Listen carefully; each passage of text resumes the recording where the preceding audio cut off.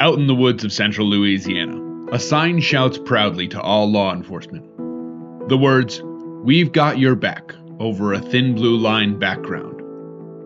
This sign is owned by Patricia and Charles Carruth, the parents of fallen officer Jeremy Jay Carruth. Hey y'all. We love you, and we've got your back. Central Louisiana is the type of place where people band together to help each other, where you invite your neighbors in for some gumbo and meat pies before sitting outside and listening to nature until it's so dark you can't see your hand in front of your face. It's a normally peaceful place where roots are planted and community grows, which is exactly what Charles and Mama Pat, as those at C.O.P.S call her, did. They raised a family here. That family tree has now grown to 4 children, 16 grandchildren, 30 great-grandchildren, and 2 great-great-grandchildren. No matter how big it gets, the Carruth family will always center around the values of service, honor, and kindness installed in them by Charles and Mama Pat. Finding your joy and happiness is something they will forever instill in their family, friends, and community. But on February 20th, 2003, that central Louisiana peace was shattered, and a part of the Carruth family was taken from them. It sounded like a firefight near Sonia Quarters in Alexandria. When police tried to serve a warrant, the suspect started shooting. And when the shooting stopped, 2 policemen were dead, 3 had been wounded, and the gunman had been shot dead. The suspect was believed to have ambushed another officer just the night before. The Alexandria Police Department and their special response team worked through the night, developing a plan they believed would apprehend the suspect without any loss of life. Alexandria PD SRT team member Chris Wolf remembers the ride over being still. A lot of times there's a little bit of chatter going on in them before we go into a location. We knew the stakes were relatively high. This was an active aggressor that was again, information is saying that he's definitely out to hurt police officers. The plan was to enter into 2 houses at the same time, a pink house and a white house. And we were counting on our guy being inside of that pink house. The team breaching the pink house had a smooth entry, but the White House team met resistance immediately, and bullets started flying. They used 2x4s to reinforce the door. Jay got onto it and still was able to overcome that and was breaking through the door when that initial contact happened. When the firing started, Jay was hit instantly. David was hit right thereafter. The fight continued for nearly an hour before the shooter rushed the officers and was killed. When the smoke cleared, Jay was pronounced dead on arrival at the hospital, whereas Officer David Ezernak fought for his life for 5 hours before succumbing to his injuries. And then we didn't win. We lost too much.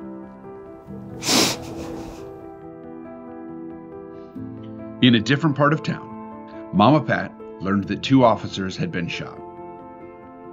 I called the department, and actually just to see if I could help in some way.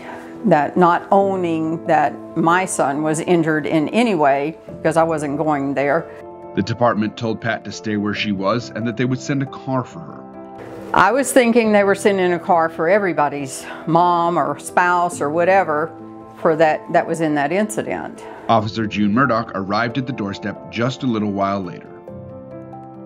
And we're going on the way over there, and I'm driving fast to the hospital. Pat's got my hand the whole time, holding my hand, and she ends up squeezing so hard on my hand was numb. My fingers were numb. But when she got to the hospital, it was filled with officers trying to put on a brave face.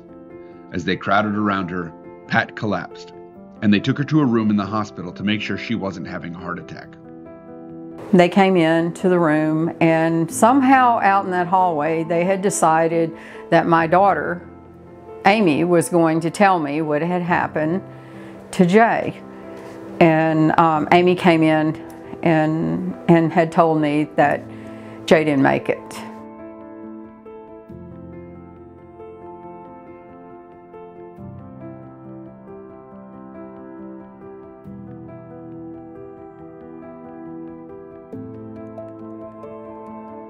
The grief of losing Jay overtook the family, and each person needed to deal with their grief in their own way. To make matters worse, the family lost several other family members shortly after. At the same time of losing Jay, we had lost cousins and grandfather also. So, you know, it was a rough little time there. Charles coped by going back to work, but Pat needed something a little different. Her immediate reaction to her son's death was to shut the world out and stay in bed for hours each day. At that point, that it would have been real easy for me to just lay in the bed. I mean, that's what I really wanted to do, you know, was just lay in the bed. Every day, June or one of the officers would come and get Mama Pat and have lunch with her. But even with the help of her community, little tasks that used to be normal seemed nearly impossible.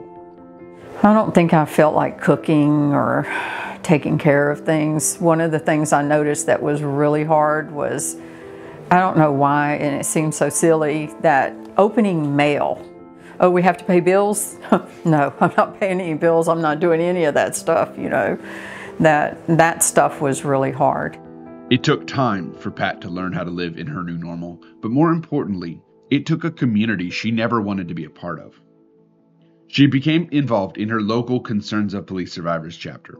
Just barely at first, but it was enough. While there, another survivor convinced her to try coming to Parents Retreat. I drove by myself because Charles wasn't going to go. That was hunting season, and that he wasn't going to Parents Retreat. It's deer season, and because he didn't need that, you know, he wasn't ready to go. She nearly turned around every single time she stopped, but Pat made it to Parents Retreat. And I'm telling you, within 30 minutes of being there, I felt like I knew all these people. I felt like I had known them for a long time. And they really did take me underneath their wings and get me through that weekend. I cried a lot, learned a lot, and got loved a lot. It was exactly what I needed. Once she went to that first Parents Retreat, she came back and her facial expressions were totally different. I mean, you could tell the difference. It marked a turning point in Pat's journey. She found more of her healing and growth coming from helping others once again. Her sights focused on Jay's coworkers, and then all of Alexandria law enforcement. Jay's mom, she kind of adopted all of us. And she was constantly around. She would be at the station. She would call us. She would reach out to us. You okay? No, are you really okay? And that's what she do to all of us, constantly, whether we liked it or not. And she didn't care. Never once stopped. Never once. And the only word I can describe is relentless. Pat and Charles host a luncheon every year on the anniversary of Jay and David's end of watch, and the local departments show up to support the family, play wiffle ball, and keep the officers' stories alive. Officer Chris Cooper was Jay's partner, as well as a member of the special response team on that day. Me and Jay rode together on the shift. We had a really good time riding together. He was more than just a partner, he was actually my friend, like a real good friend. He and Dave were funny to watch. They were like a comedy duo. The Dave was real laid back and chill, and Jay was not. Officer Carla Wittstein was in the National Guard with Jay before working with him at Alexandria PD. She described him as a "we'll do anything for you" kind of guy. That desire to serve runs in the family. From Jay in the National Guard and as a police officer, to Pat serving other survivors through positions with their local chapter, as regional trustee on the C.O.P.S National Board, and in the highest position as C.O.P.S National President.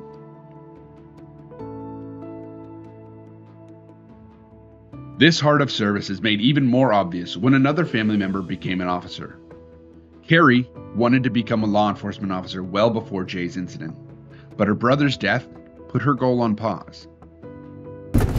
I don't think my mom could have handled me going right away. You know, Nobody was in a great place in our family, nobody. The Carruth family has a heart of service. That's so important. And it shows in the children.